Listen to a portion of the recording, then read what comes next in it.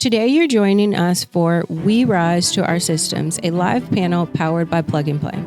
I'm Jas Kirk, and I'm so honored to be co-hosting this conversation alongside Rio Walker and Plug and Play. Here at Plug and Play, our mission is to drive innovation by connecting the world's best startups with the world's largest corporations. Through our corporate strategy, we provide our innovation platform to startups for no fee and no equity.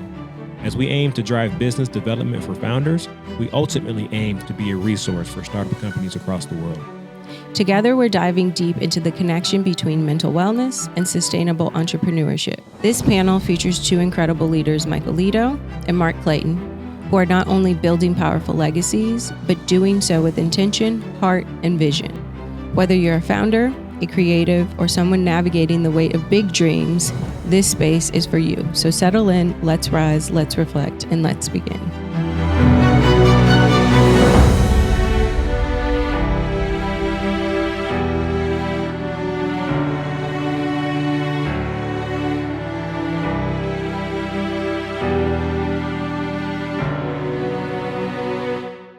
When I connected with Plug and Play, I know everyone here just loves everything that Plug and Play is doing and how they really support startups and entrepreneurs. But the one question I plagued Rio with last year was, what are you guys doing for individuals' mental health and well-being? And he said, well, what do you want to do, Jas? And that really did open this conversation. So as Plug and Play is a huge organization, this really is about our systems and us going inwardly. So I would love for Rio to kind of share what that meant for Plug and Play to join this conversation. Yeah, thank you, Jas, and good morning, everyone. Thanks again for coming out here. It means a lot to have you here with us. We're excited to host you in our Innovation Hub that will be officially opening on Monday, so really looking forward to that. And as Jas mentioned, this is important to us because we are here to be a pillar in the community and provide resources to founders, startups, entrepreneurs, whatever it looks like. And that typically means, hey, let's help with business development. Let's connect you with this. Let's get you these tools to help you build your business. But what was that missing piece? And Jas hit it on the head. It was that mental health, making sure that we're prioritizing that. Because in my role as program manager for Plug and Play, I'm always helping founders and always seeing what they're going through. And a lot of times I can say, oh man, let's just take a break. Let's not talk X's and O's. Let's not talk strategy. How are you today? How are you doing? So it's really important for us to just continue providing all types of resources for whoever may want to participate in them. So again, thank y'all so much for coming out. And thank you, Rio. And like I said, this conversation is just the start. It really does begin to open the door so that you can hold capacity for yourself and know that organizations also hold that same capacity versus hiding and being like, I'm fine. I'm really fine all day long when we know we're not. So thank you so much, Rio. You're welcome. Thank you. And so before we dive into this discussion, I really want to set the tone by reflecting on a powerful concept of the mind. We often hear that we rise to the level of our systems, and this is so true when it comes to mental wellness. The mind is like any system. It is designed to process inputs and create outputs. But the key is that the mind doesn't operate on autopilot. It is a system that needs to be trained deliberately and consistently. If your mind were a business, how profitable would it be? Today, as we talk with Michael Ledo and Clayton, I really want you guys to think about, if your mind were a system, how profitable would it truly be? That is a personal question you will answer for yourself, but you can also get help with that question. You can get curious with that question, and you have commonality in this room with that question. So the first person that I'm going to bring to our couch to have a comfortable conversation with me is Michael Ledo. And when I think about what it means to build something sustainable, not just in business, but in life, I think about legacy. I think about people who aren't just creating success for themselves, but shifting entire ecosystems to support the wellness of others. Michael Ledo is one of those people. As partner and CEO of Rise Family Office, Michael is reshaping how we think about wealth, entrepreneurship, and athlete empowerment. His work speaks directly to the intersection of mental wellness and sustainable growth. mentoring athletes not just to manage their money, but to lead, heal, generation patterns, and to build with vision. His background as a 2-time All-American and his deep roots in mentorship remind me that the most powerful builders are often those who felt pressure, expectation, and transition and turned it into purpose. Ladies and gentlemen, I would like to introduce Michael Ledo. Thank you for being here today, Michael.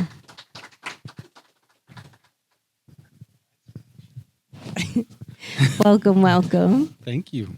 So, Michael, just a quick reason, please share with us, why did you say yes to coming here today?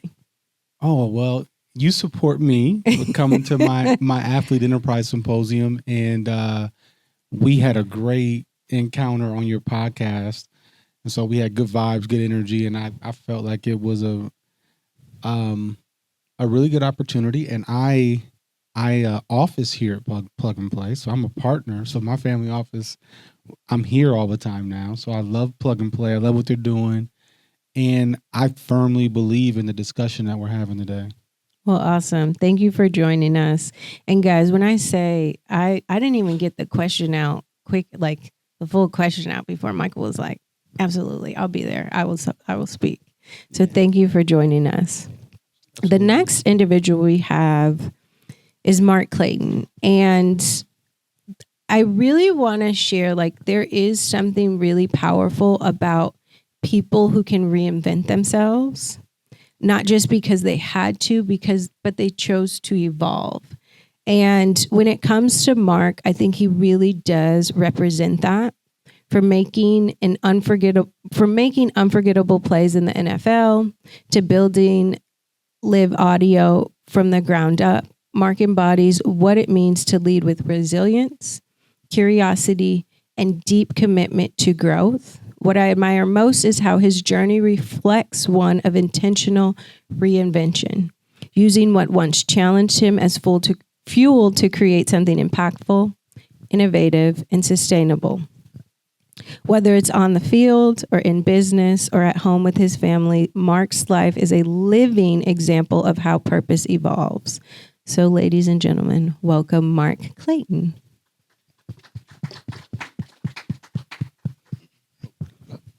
Thank you. So, Mark, my same question to you. What made you say, and once again, y'all, undeniable, yes, immediately yes. And I feel like when it comes to certain asks, especially for someone to become vulnerable and share about their mental health, mental wellness, challenges, or obstacles they face in business, I've sometimes felt like you sometimes have to sell people on please come do this. But both of these guys were like, no, it's a yes. When can you put it on my calendar? I was like, dang, I didn't even have to pitch anything. So, Mark, can you share why this was a yes for you? One, because David Vibora hit me up. When David Vibora hits you up, you answer, and he was like, "Man, you got to talk to Jas. She's doing this mental health deal, and I think you'll be great for it." And on top of that, so my mother, she's a mental health advocate and worked with a couple different groups to really bring into effect and knowledge just the value of addressing the mind. And then my family, I think is extremely important for them to have a great idea of how to process, those inputs and outputs as we deal with life from all different, areas. Yeah, it really truly is about the lifestyle. This is your lifestyle. And I always say mental wellness because I really do look at it as an ecosystem. It is your mental, physical, spiritual, financial, social health. Your mental health is there's so many layers to it. So once you power the mind and are intentional with that, everything else begins to flow. And so, Mark, I'm going to start my first question with you. Your journey from the NFL to tech entrepreneurship with LIVV Audio exemplifies the power of mental wellness in both high performance and innovation. Can you speak to the importance of mental resilience in your transition? And specifically, what mental resilience is, because I feel like mental fortitude everyone talks about, but what about the discomfort of that? What about the true challenge that's in there that says keep going, and then everyone around you is like, yeah, you just have to be mentally resilient, and you're like, that's not working. Yes. So transition is not easy. And much like many other NFL players, transition is not on your schedule.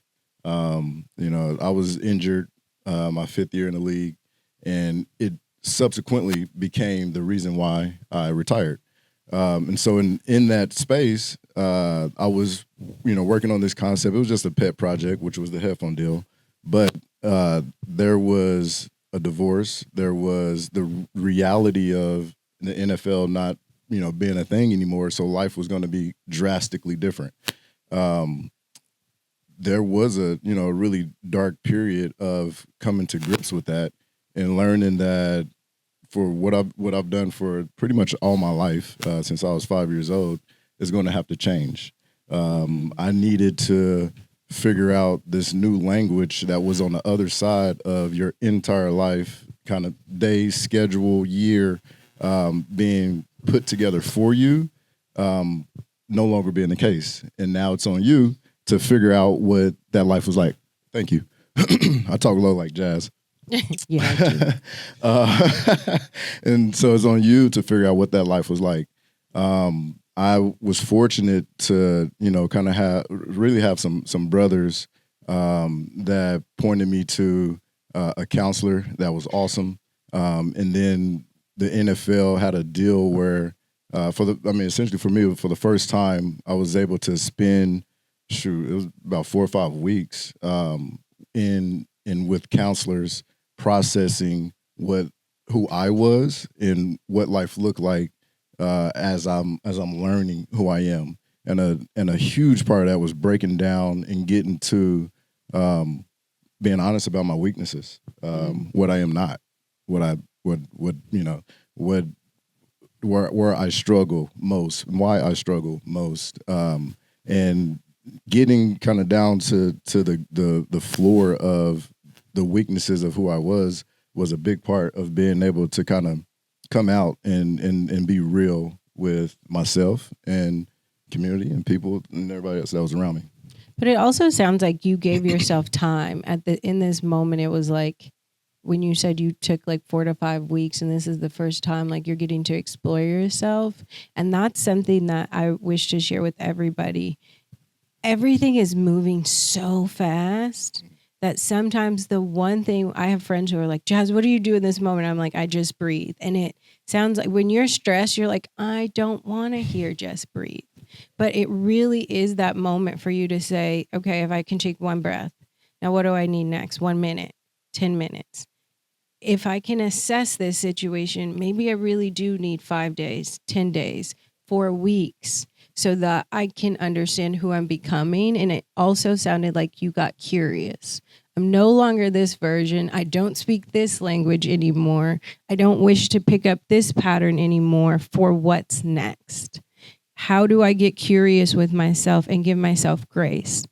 And as you shared that, Michael, we've had plenty of conversations. And if you guys don't follow Michael Ledo, he speaks a lot about the vision. And so, Michael, I would love for you to kind of share, when it comes to that mental resilience, how can you see the vision in that moment when it is dark, it is tough, it is challenging? Yeah, I think I think when you're going through that dark moment you're referring to, and we're going to go through those and those challenges that we go through in life, I really think it comes down to purpose, right? So like, I think one of my favorite movies, I always say this, people that are close to me know this, I talk about Walking West. So it's always like, hey, I'm walking west. And if everybody's ever seen the movie Book of Eli, Yes. It's one of my favorite movies with Denzel. And he was blind in that movie, right? Walking west, trying to get the Bible to where he was going. And he was tearing up anything in his way, to get there. So I firmly believe that when you know what you're called to do and you know your assignment and you know why you're doing something, you're going to be able to push through just about anything. But if it's done for clout, recognition, or income, it's not going to sustain. You know, when you go through a dark moment, you're gonna quit because it doesn't have real substance to it. You know, so for me, I firmly believe, for me personally, that I'm on an assignment that I've been called to, and so it don't really matter what's in front. I'm walking west, whether if I'm walking by myself or I'm walking with a tribe of people. I'm still walking. I love that. So as you were sharing, I really thought of this question of like, but what happens when people don't have that foundational sustainability and they really are focused on the attention, the money, what this will get them, and they think that's their purpose, right? And they're like, yeah, this is going really well. But then you have to take either that mask off and go deeper. How do you encourage your athletes, the individuals you work with, your teams? And Mark, I extend this question to you as well, to peel off the layers. Yeah, that's good. That's a good question. You're good at the questions. I think, and you know, it's funny because I'm going through, out of the 13 NFL clients I work with, I got 3 of them right now that are really going through, maybe 3 or 4, really going through mental health challenges or, you know, life challenges. And the investing is a very easy thing. Yeah. We got that down packed. I ain't gonna say we got down packed, but we're pretty good. You got a system for that. Yeah, we got a system. Tried and true. We got systems. We got results. You know, proven processes. We're good there. It's getting through, you know, how they're managing life, the mental health, the challenges to even get to doing those fundamental things. And one of the things that I like to implement when I'm working with people is we always say go 5 whys deep. You know, yeah. I don't know if you've heard that or we talked about that yet. Yeah. But it's the 5 whys deep. Like when someone wants to do something, I'm going to ask you why. And then I'm going to ask Jas again, why? And then why? I want to go 5 whys deep on why you want to do something to make sure that you fully understand why you want to do it. I had one of my clients tell me, well, Mike, I want to be a billionaire. I'm like, well, why? You know, why you want to be a billionaire? Because it sound good? Because LeBron is, or what you know, and then you go deep. When you get to the root of a person understanding why that you're doing something, I think there's a greater sustainability. Yeah. It's 5 W's. Who am I? What am I? Where am I? Why am I? What was the 5? Who, what, where, when, why? Because if you can answer, who am I right now? What am I right now? Where am I right now? Why am I? And when you can answer that, and that can go across any arena, any vertical of who am I as a mother, who am I as a father, who am I as a partner, who am I as a business owner, and like really answer those, it's the curiosity, right? Because your first layer is like external something. Why do you want to be a billionaire? Because everybody else, or financially it gets me here or gives me freedom. But then as you break it down, you go inward. The why starts to be what inside of you, and it gets to that little bitty seed that you don't even know, like, why? Like, I really love creativity, or I know this thing that I have in me has a voice that can get me to X, Y, and Z. So, Mark, I'm going to ask you that same question. Like, for yourself, how did you kind of stop looking at anything external and see that purpose for yourself? So for me, it's faith, and you know, I think about it, and it's like, well, you know, for the most part, trying to accomplish something or be something or prove something or, you know, gain love or acceptance or comfort, or, you know, that list goes on. And it's like the thing that gives me resolve and the freedom to kind of be honest with what's going on the inside is understanding that my creator loves me beyond who I am. beyond what I do, beyond my failures, my successes, my insecurities, my fears, my confidence, like beyond all of that. Therefore, when I'm in a room or engaging in community, it allowed me to be real and honest about who I am and my weakness and what I'm afraid of, and really be vulnerable about what's going on in life.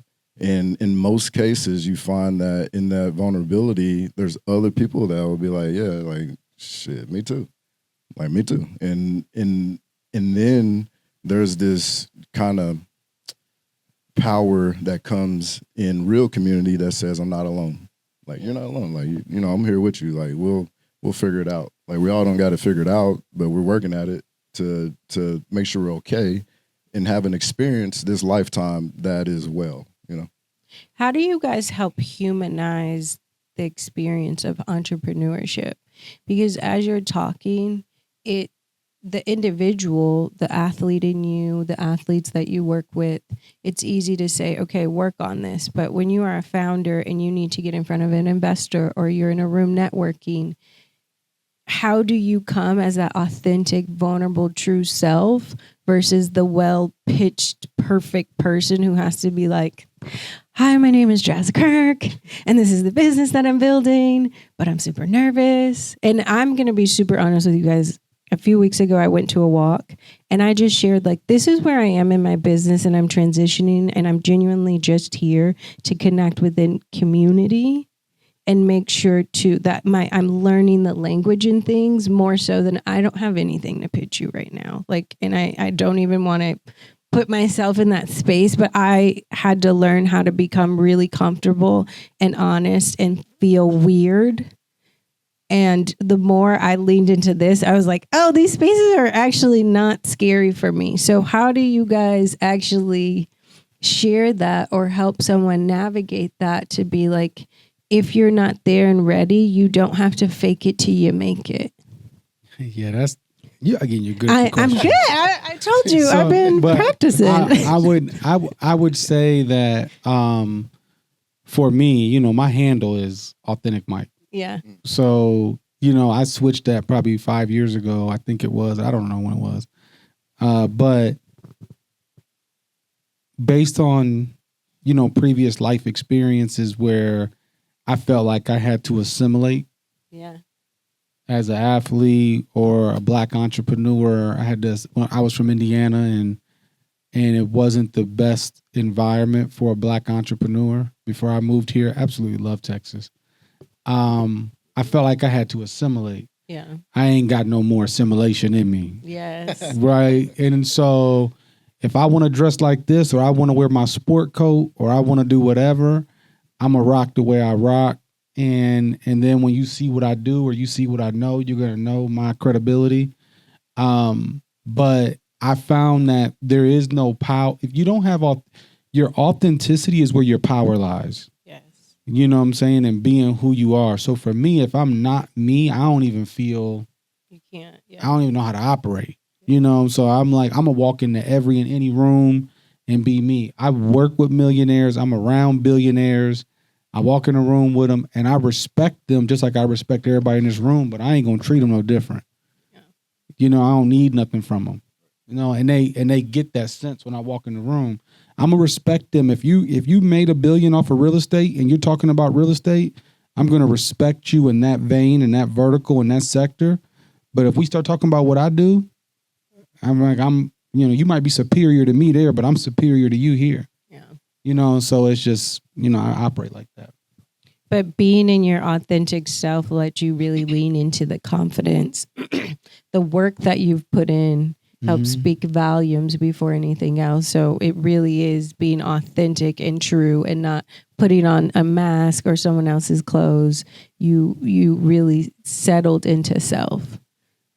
Mark, I would love to hear kind of how you navigate, especially going from the NFL, which you guys are on that field. People are screaming at you, right? You're the face of a brand at all times. You have to be intentional what you're saying, what you're doing, how you're promoting that brand. And then now you have a brand.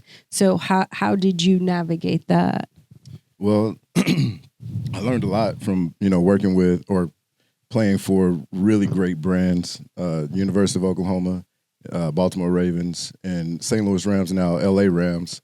But, the having mentors, coaches, as a young adult, and my parents, my grandmother, rest in peace, that poured into me that God's going to place you in rooms that you're supposed to be in, and if you're denied, that's what God had planned for you.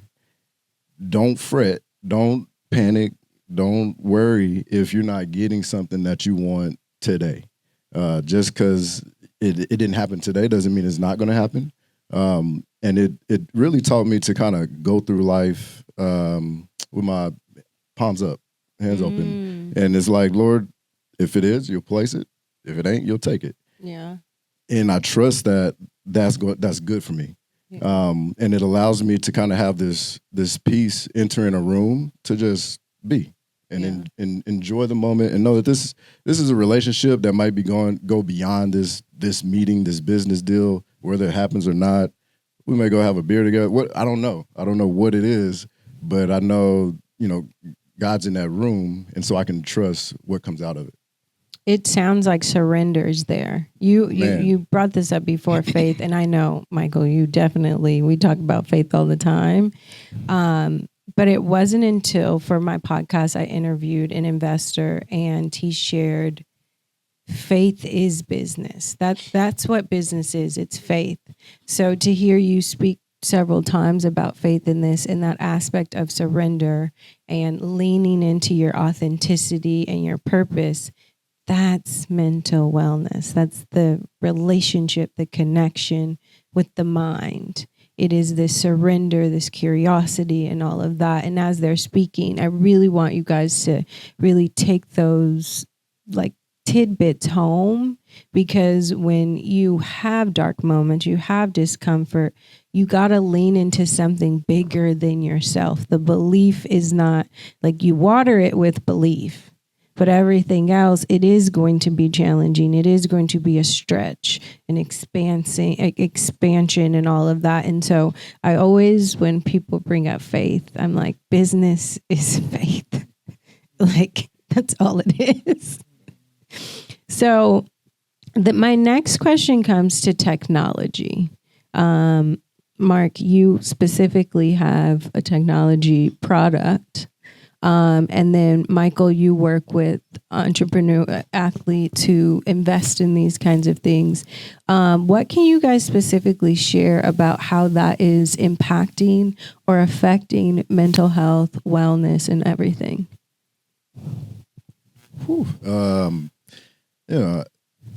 It's good and bad. And we're in this age of social media. We got phones with scroll, and attention spans are crazy short. Now the ability for, kids really to kind of just sit and be and ponder and be bored and think about creative idea, what is like not a thing. But in this space is like technology is awesome because it allows, now information to move really fast. It allows us to move really fast and get a lot of stuff done. It brings comfort in some capacities. You got technology in the homes that make it easy to get the kids up in the morning because it does it for you. AI is in, and it kind of in a way allows us to relax and let AI kind of take the helm, so to speak, on hard questions or concepts or business ideas or marketing ideas and so forth. Like it can spit out, 10 different marketing concepts in a matter of seconds, which speeds up, me working with our marketing guy to say, hey, what do we want to focus on for the summertime? We can put 10 concepts together like that and then go to copywriters, and then we can spit out of those 10, they can write 2 variations on each one. Anyway, it speeds up the ability to really get shit done. But at the same time, it makes our mind race, race. And in addition to the anxiety that we have, the fear that we have, the uncertainty that we have in different capacities, whether that's business or that's family, or social networks, and it's like where is the ability to kind of turn off, reset, and then kind of go back in the rat race, the matrix, if you will. Yeah. But tech is great, and it is awful at times. Yeah. Yeah, I agree with Mark. I think it's good and bad.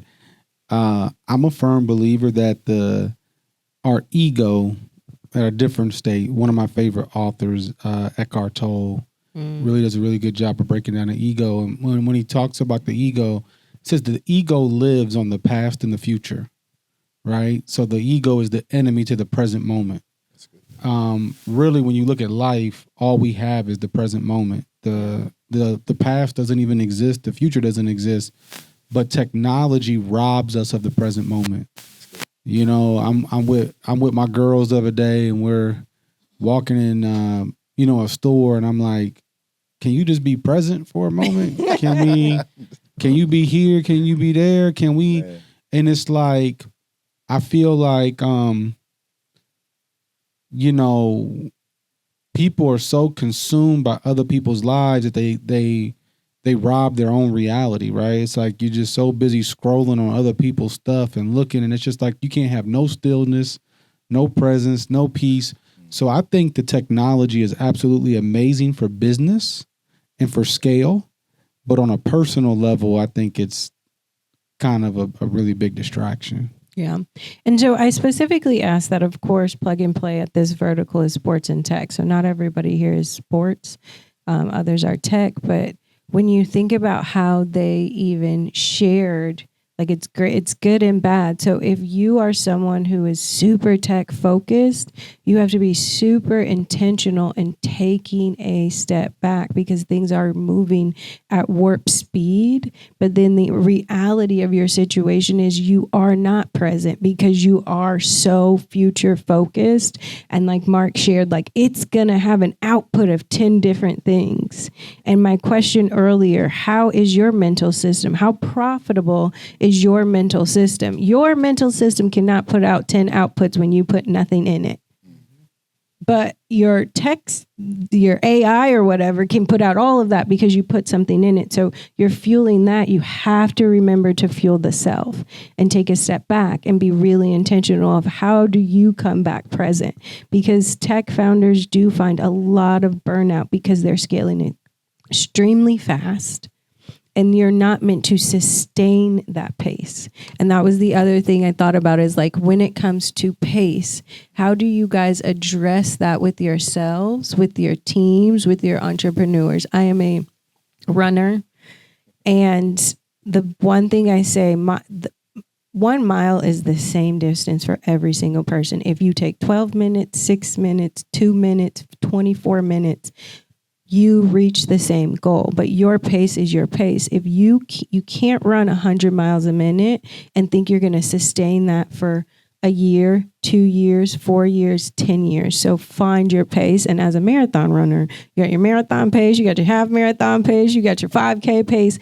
So what within business, what is that pace? And how do you actually share and teach and impact with like, bro, that person did that, but you got a different pace.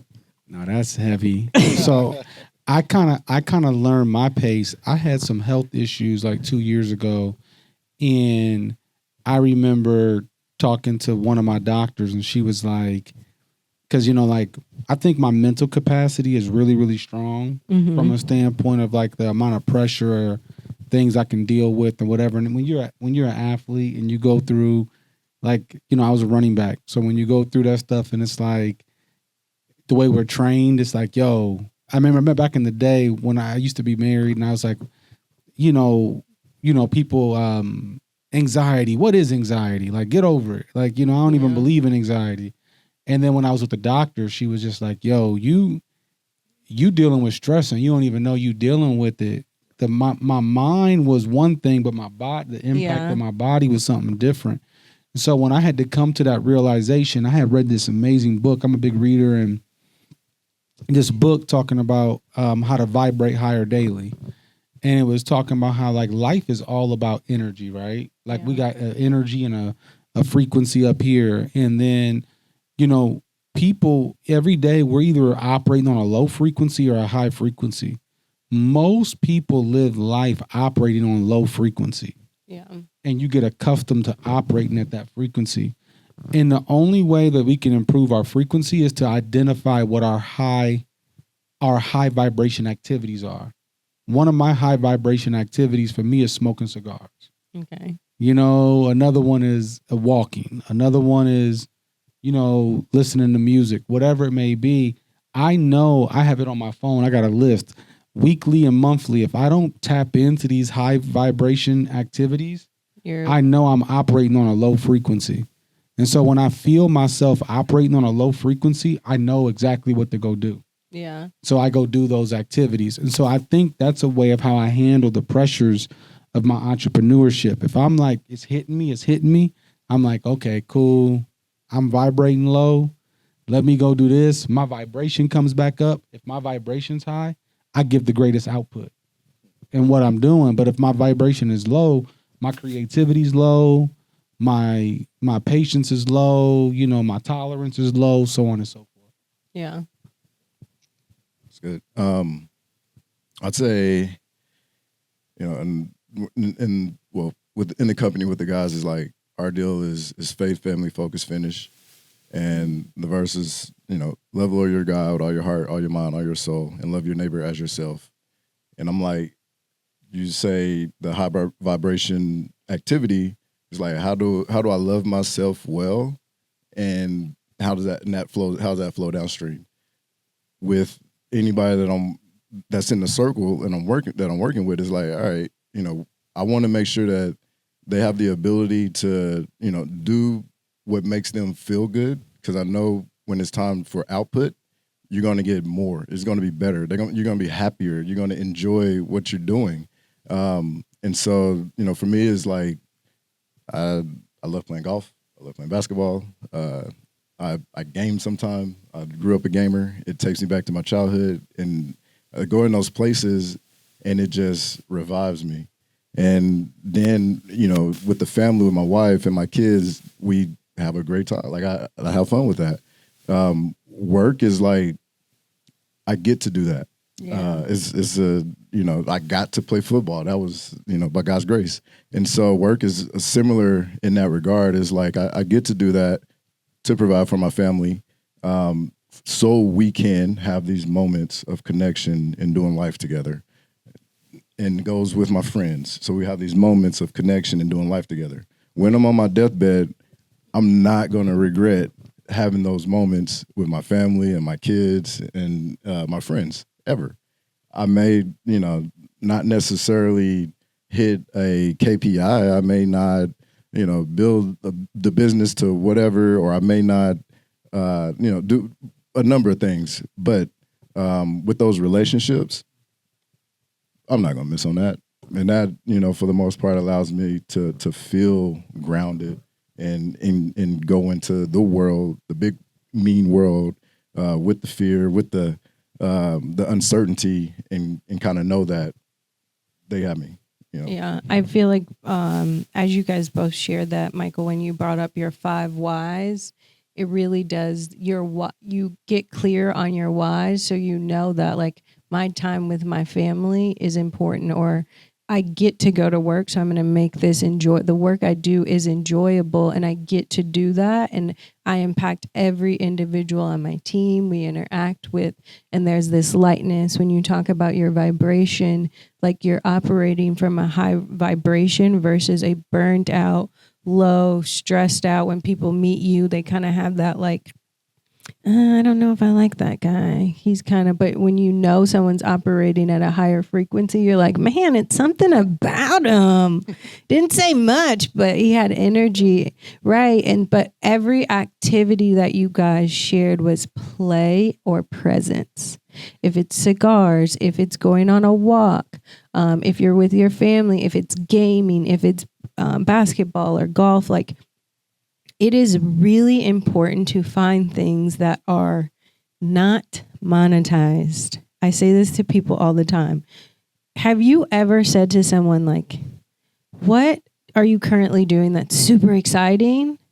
Or what do you do for fun? And the one thing that I hear people, they're like, I have no idea. And I'm like, oh my God, that's crazy.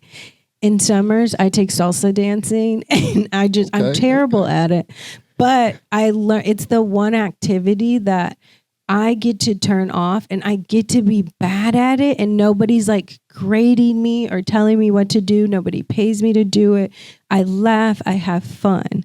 And it's like we really have to get back to those spaces, because if every single thing you have to have data and this going on, or like you said, KPIs or monetizing, then everything, there's nothing in life that you turned off. Michael knows every single day I go to Pilates. It is 50 minutes of someone else teaching me, and I get to turn my brain completely off, because you'll fall off the reformer if you've never taken Pilates. It's not going to be safe. But you have to, like, I'm very intentional in baking in things for my physical, mental, spiritual health, because I had to learn, like, this can't sustain you. And so when we talked about pace, it was really important to talk about the presence and play when it came to pace. As I'm running some days, when I'm like, I have a long run, like yesterday I did 8 miles, y'all. And when I'm on, like, before I turn around, I'm always like, we're thinking foundational, like form, all of that, you're breathing. But the moment I turn around, I always say, now it's time to just have fun. You've seen the course, you've seen what it looks like, you're turning around. And the smile that, if you see somebody running, and I always have this smile, and you'll be like, how many miles is she at? You would think I did like 2. And I'm like, oh, I did 6. I'm at 7. Because I'm like, you actually enjoy running. There are people who hate running. I love that you don't love running, but I love it. And so I have this gleam and joy, but these are things that I'm very intentional in what I bake in my day. And so I thank you guys for that, because when it came to pace, you guys didn't hear them talk about speed at all. And I really want you guys to hear that, like, when you think about pace and all of that, come outside of the business. Pace with the business is different. Pace for yourself, you got to stay present. And so as we're beginning to wrap up, I'm going to ask Michael and Mark, is there anything you guys want to share with people here today as a takeaway? As far as mental wellness, mental health, entrepreneurship, sustainability.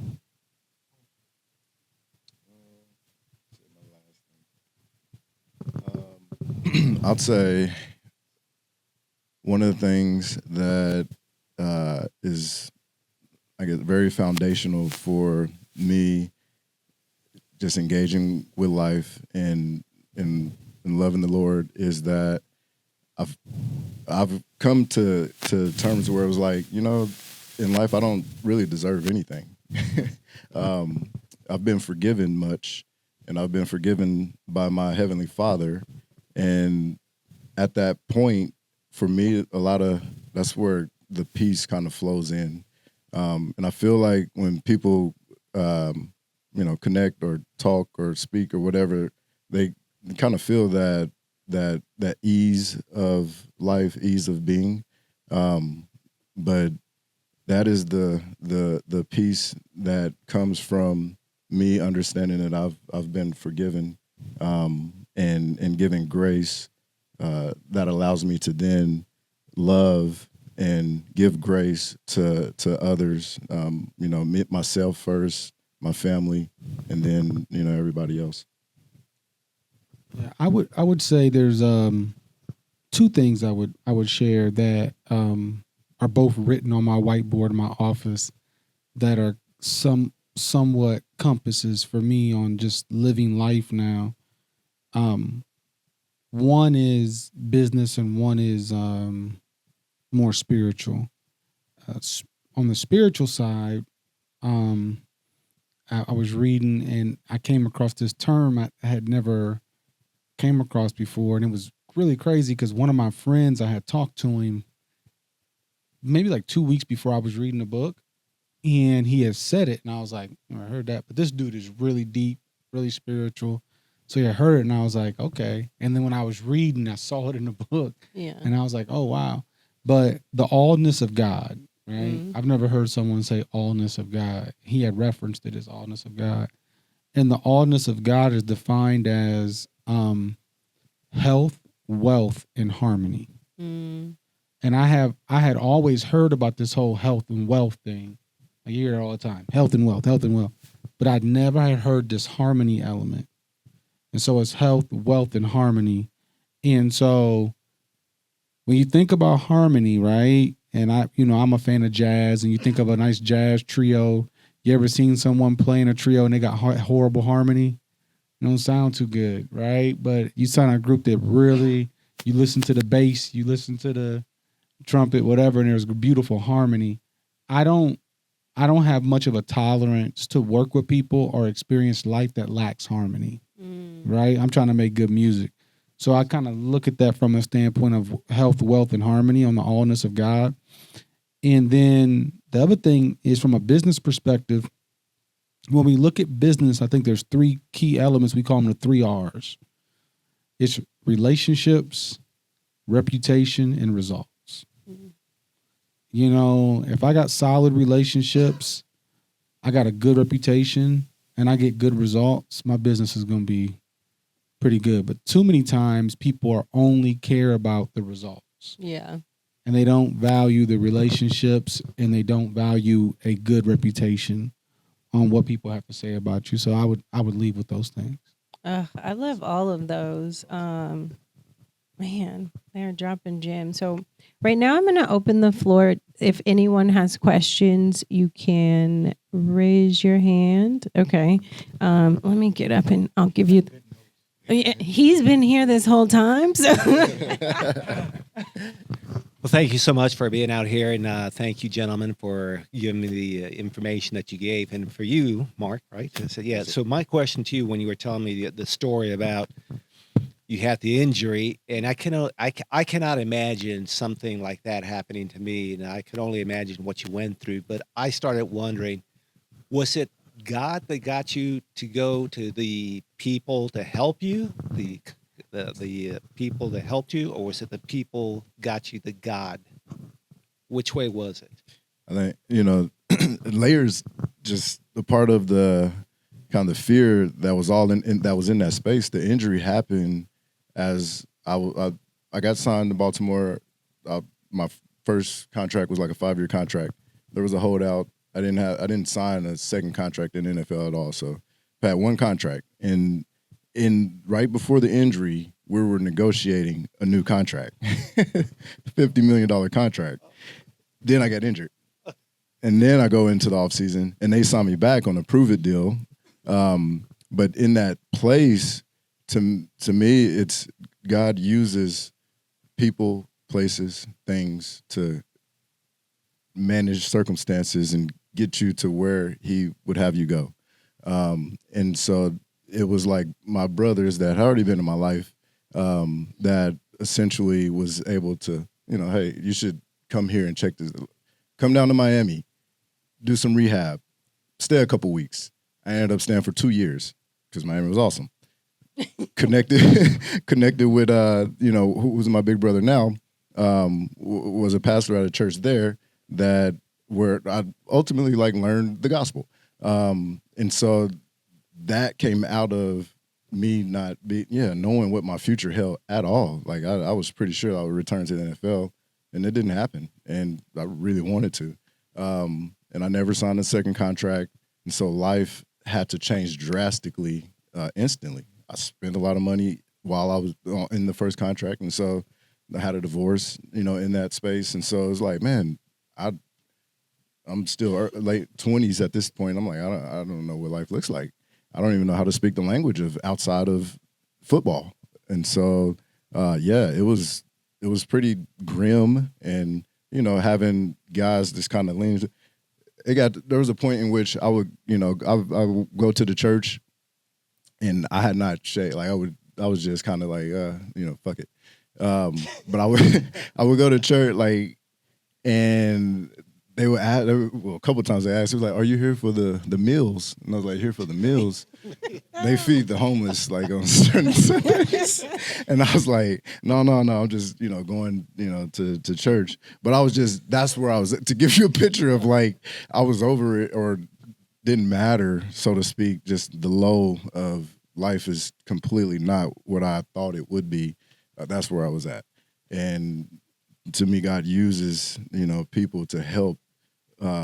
Support, help build, help encourage you along the way. I love that. I had to jump in there because when you talk about God uses people and you asked if it's like God first and then the people or the people then God, it's like simultaneously all of it. You didn't know you said a help prayer. But also I say when God sends abundance, he sends people, opportunities, and choices. And the first thing being people. And then you have an opportunity and a choice. So there's always that he's going to send the people, give you a little wink. Does anybody else have questions? Oh, can you pass the... Mark and Mike, thank you guys so much. Lots of great takeaways and gems. I love kind of the mental models that you guys shared, and I appreciate your vulnerability as well. Jas, you have a gift. I think we all see it on display, and I think you should keep doing this because you are impeccable. And it's great to see that as your friend. Kudos to you, Jas. So, Mike, I was thinking about the high vibration activities that you were mentioning and how you incorporate those weekly, monthly. But do you have like a system for that? Do you have, okay, I get my cigars on Tuesdays and I hang out with my kiddos on Wednesdays? Like, is it built into the way that you live your life, or is it kind of like when you need it, that's when you tap into it? And of course, Mark, if you have any words on that, would love to hear. Yeah, so I actually have a list of about 10 or 12 high vibration activities identified on my phone or on my iPad that I know what they are. And then when I look at my calendar for the month, I try to make sure I'm implementing those. So it's kind of like a reference that I'll go back to and I'll look at it. And then the other thing is just my awareness of knowing what those activities are and how those activities make me feel. If I find myself getting the E or I'm on a half tank or whatever, I know what to go do in those activities to bring me back, to what it is. So I'll design it. I'm not very rigid with it, but I have an awareness of it. So I'll feel that, I'll set everything up like that. And then I'm fall off, I'll go back to that, what I need to do. Yeah. That's really good. And so in my mind, I was like, man, my HVAs, my high vibe acts. No, I'm calling my HVAs. But similar, I'd say basketballs is like Monday, Wednesday, Friday from 11 to noon or whatever. But I won't always do it. And then I have 4 kids at home, and their schedules are all over the place. We got sports and stuff. And then my wife, there's her schedule, and then how we work together. And so there's so much kind of going on that the schedule is not in stone. Like, it's definitely not rigid with it. It's just, if there comes a time where it's like, yeah, I know I'm on E, then I know I'm going to go get that in. But ultimately it's just kind of in there. Just, I know it's in there somewhere. It'll happen. I think the thing for me that I think awareness is a really big thing for me. I think I'm a highly aware person, and I think that starts with being self-aware, right? And so I believe our first language and our best language is our energy, right? I hate it when someone can tell me everything I want to hear, or act like you like me, but I can feel that you don't. You know what I mean? So there's the energy is everything. So I'm so tuned into it that I know when my energy, I can feel it. I know when it's low, then You know what I'm saying? I'm trying to just keep it at that level. To piggyback off of what you guys are sharing, though, that I really want to hit on is one, you do have to balance priorities with these things because you have kids, you have everything going on, that it sounds like there is a larger system at play, but it's not so rigid that you're like, every Monday at this time, if I don't do this, where you leave room. And Mark, earlier you talked about having that palm open where there's that energy can come in for you to have that self-awareness, like, I need this. I'm running on E. And I think it's really important to remember that as we're building this mental system, this mental health, mental wellness, you have to leave room, because this is a system that it doesn't go exactly as it's planned, and it's not supposed to, but there's the foundational aspect at the bottom that you can lean on. So when he knows I have these 12 things that I need to input or can input to get an outcome. But if I put none of these 12 things into this month, I already know what my outcome will be. And so it's easy to say like the system, but you really want to step back from applying your business mind to just the freedom of the mind. Yeah, and I want to say this, as you say that, when she asked about the system, so there's a yes and a no to it. And as we talk about it, it makes me think about it. I'm gonna go back and refine my list today, actually. So when you think about, remember when I said about the allness of God and I talked about health, wealth, and harmony, right? So what I'm going to do when I go back and refine it later today on my own time is I'm going to look at those 12 to 13 activities, and I'm going to look at how many of them are applied to health, wealth, and harmony, right? So if I have a whole bunch of activities, but none of them are geared towards my health, then obviously I'm gonna be lacking in that area. So I think in that, from a balance perspective, I call them my 4 interior powers. And so if you have never read the book, The 5 a.m. Club, I highly recommend it to everyone. But they talk about in the book your 4 interior powers, which is your mindset, your heart set, your health set, your soul set. And so if you break up every week, every Sunday or Monday, I kind of sit with how intentional can I be with my mindset, my heart set, my health set, my soul set. And each one is so different. And each week I look at the previous week and I'm kind of like, what was a theme that week? Did we lack faith? How can I implement that in my mindset this week? My heart set, how I love on people in my relationships. My soul set with my meditations and my belief systems. My health set, how did I do the workouts, but was I present? So I highly encourage, like, you have your health, wealth, and harmony. There's that overarching theme that you feed into those. And so for me, they're 4 interior powers, and all of those fuel this version of Jas that you see. Do we have any other questions? Okay. Where's the mic? Hello, I'm Calla Robinson, and I had to write this question down because I'm not really good at No, you're good. off the dome. But on the topic of mental wellness in student athletes, I've noticed there are a lot of good character development traits that come from being athletes. But I've noticed in myself, my brother, and my friends and others that we fall into an environment where it becomes our identity and we struggle to know who we are without. And so I was like wondering from you guys' point of view, how can we contribute to helping kids and our peers with their identity outside of sports, more specifically high school and college athletes? And what are initiatives that you know may already be in place? That's a good one. And I like to say, I use this term sometimes, but I feel like I'm pregnant on that subject matter based on what I'm dealing with some of my guys. I can't say personal stuff, but yeah, I'm currently going through a process of bringing some mental health experts onto my office, because I'm not one and I'm acting as one.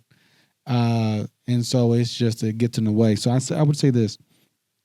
I've worked with athletes even before I've ran my family office at Rise. I owned a training company for 15 years where I developed athletes physically, mentally, and spiritually. And I sold it to a private equity firm. And I think most athletes confuse their function for their purpose. So playing sports is a function. It's an activity. It's not your purpose. And so they consume and believe that this is my purpose. And then what also happens with athletes is that athletics is like a dopamine hit, right? It's a feeling. It's like Jay-Z said, fame is a drug, right? So you kind of get into that point where it just makes you feel a certain way. It makes you feel its way. And so that's what it is. And you got to understand, I always tell people there's a difference between your passion and your purpose. Your passion is what you personally love to do. Your purpose is what God's called you to do for other people, right? That's fundamentally the difference. And so I think when you find that and you commit to that and you serve that, it makes it pretty difficult to do that. I spoke on a panel, I don't know what it was, 2 or 3 months ago in Houston with Justin Fields, quarterback for the Jets. And when I was in the green room with Justin, I could tell this brother knows his purpose. Again, energy. It was the energy. It was the confidence. He's not moved by the fame. He's not moved by the money. He's not moved. He was obviously raised well. And it's that balance. So that's what I would say is like most of athletes struggle with when you spend your whole life, and I think parents are an issue with this because I used to own a training organization. Okay. Parents and Nuri Muhammad talked about this the other day. If you watch Nuri Muhammad and Cam Newton was on a podcast the other day on Freaky Fridays or whatever it's called. And Nuri's, under Farrakhan. He's dope. He's probably going to take over the nation or lead as a leader. He talked about how he was basically saying that typically he was saying that white people usually put their kids into sports to develop leadership skills that they can take and apply to their law firm, to whatever they do. And black people put their kids into sports as the end all to get to the sport. You know what I mean? And so there's a fundamental issue with that. I work with brothers to where once you've achieved the wealth and we get to the wealth, I'm trying to help you build wealth. I'm trying to help you sustain it, and I'm trying to help you scale it. But if you're consumed about creating it and just having it, and we have and your whole life you ain't been trained what to do with it, it's a major issue. That was awesome. That was awesome. And I concur. Like, I'm guilty of switching the two, putting the passion in the purpose place and the purpose place and purpose in the passion place. But yeah, I think it is necessary sometimes to have those passions that are in the purpose place to essentially be, where you fall on your face. I think sometimes when you lose the thing that you felt like this is who you are, you start to actually find yourself. And so sometimes people have to go through this journey and experience loss to realize things because, being in that circle, you're so fluffed up. You're so you got the money, the fame. You're insulated by all this stuff that you're not. You almost don't have the ability to really look inside because everything is so easy, so to speak. But yeah, I think, and then for young, people, I think having somebody that, and the hope is that somebody's there to kind of redirect and help young people see, like, hey, find your passion, but you got to know your purpose goes beyond whatever you do, like in life ever. No matter what you do, you can become whatever you want to become, but just know that that's not the end all be all. We're not here to just accumulate, to succeed and do all that stuff. We're here to love people and love people well. That's why we're here. To jump in there, when you talked about journey, I think it's really important for people to define what passion is.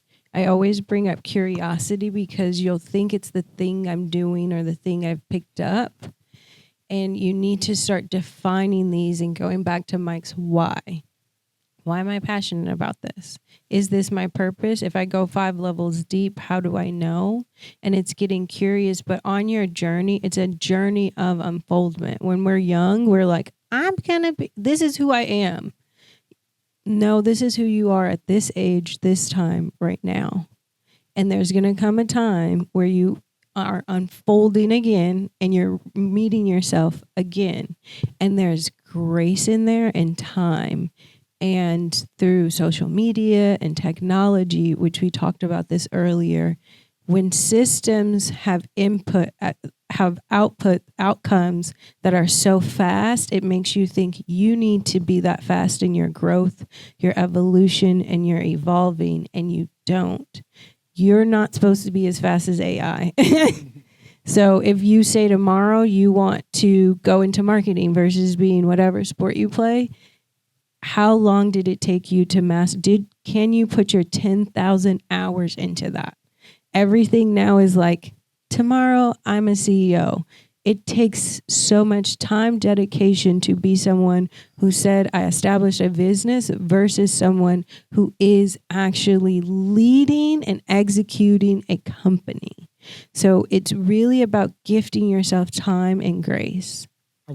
I wanted to say something. You sparked this. And I wanted to say, this was one of the things that was on my mind. I was like, yo, I got to say this when I come to it, and I completely forgot. So I appreciate you. Is when you go into entrepreneurship, in the deeper you go into it, remember when I was referencing earlier the book of Eli and Walking West, and either walking on your own or walking with a group of people? In my experience and what I've seen, entrepreneurship can get extremely lonely. Mm-hmm. And the higher you go, and the further you go on that rabbit trail, and the more you learn, and the more awareness you have, and the more awakening, it gets lonelier and lonelier and lonelier. And it can be very challenging when your day ones or your family members or the people that you love that are within your close proximity are not on the same journey or on the same path. Oof. You would think you speaking a foreign language. And so I commend Plug and Play. I didn't really recognize it, and I love it because you have to have a community of like-minded people that I can sit down next to a brother like him or a sister like her and have a conversation and not feel crazy. And be like, oh, you read those books too? Oh, you do that too? I thought I was crazy. Because you can go to that level. And the more, as he referenced it, and I love it, and you know, whether people recognize it or not, a little drop he did earlier when he referenced the Matrix, right? That's a whole nother thing, is when you're not operating in that Matrix and you have an awareness and you're out of it, most people are not. And so, you know, again, it just gets lonely, and you got to kind of know that, and you got to find community somewhere that is like-mindedness, you know. Because you'll isolate. You'll get lonely, and then you'll isolate, and that's when the mental health comes into play. Like, talk about it. The purpose of this entire conversation is to hold space and just talk about it. No one has to share anything they're dealing with. We know because we've experienced it. We're experiencing it. So we'll take one final question if anybody has one. No, you guys are good. Well, I really want to thank Mark Clayton, Michael Ledo for Thank you you. both being here today. Thank you. I want to give a huge shout out to Plug and Play for powering this We Rise to Our Systems panel discussion. I also want to give a shout out to the EDC of Frisco for supporting this as well. And then also Hello Studios. As I earlier shared, I do have a podcast called Comfortable Conversations where we talk about discomfort. So if you want to look it up, it's Comfortable Conversations with Jas Kirk. But my podcasting studio, Hello Studios, has gracefully sponsored this event so that you guys get to take home this conversation. So if you were taking notes or anything, guess what? It's coming to your inbox shortly, and you can also share it with someone else. But I also share as entrepreneurs, podcasting is an amazing opportunity to tell your story. Even as you build businesses and go along the journey, you learn how to share your story along the way, meet other individuals. So it is a powerful marketing tool. I know we see podcasts are popping up all over, but your voice matters. And so when you use it, you are igniting your purpose, your passions, and things like that. So definitely check out Hello Studios. They're here. Please connect with them for your business. And thank you all for coming today. This was an honor to hold this conversation, and we will have another one in October. So stay connected. Thanks, guys.